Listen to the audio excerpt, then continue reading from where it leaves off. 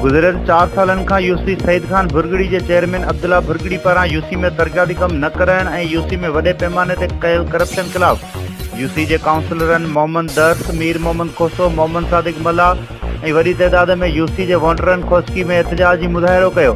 इन मौक़े ते हुननि सिंध सुकार सां ॻाल्हाईंदे चयो त यूसी चेयरमैन अब्दुल्ला भिरॻड़ी सॼी यूसी में किथे बि तरक़ियाती कम नाहिनि कराया।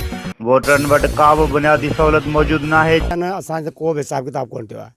असांजी पूरी यूसी में तक़रीबन मुंहिंजे सम्झण में कि 20-25 नलका विराया आहिनि त विराया आहिनि, बाक़ी कुझु बि कोन थियो आहे। हर महीने में 5 लख रुपया अचनि था, जंहिंमां तक़रीबन पगार निकिरनि था, बाक़ी पैसा केॾां था वञनि, कंहिंजी नज़र था वञनि, उहा का बि ख़बर कोन्हे का। ही यूसी सईद खान भिरॻड़ी जी आवाम सभ जी गॾु थी आहे। असां उन्हनि सां गॾु आहियूं, असां उन्हनि जे एहतजाज में उन्हनि सां शरीक थिया आहियूं।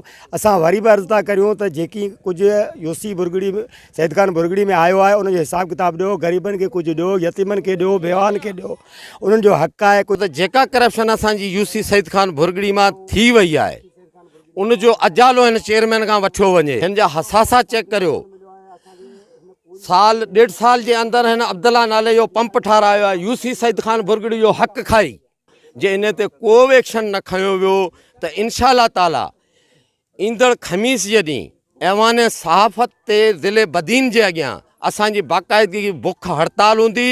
क़ाउंसलर आहियूं यूसी सईद खान भिरॻड़ीअ जा, ऐं हिन सां असांजे हदवार जेका बि यूसी सईद खान भिरॻड़ी आहे उन अवाम खे मिलियो कुझु कोन्हे। 2-2 नलका ॾिना अथनि जेके 3-4 साल गुज़रिया आहिनि।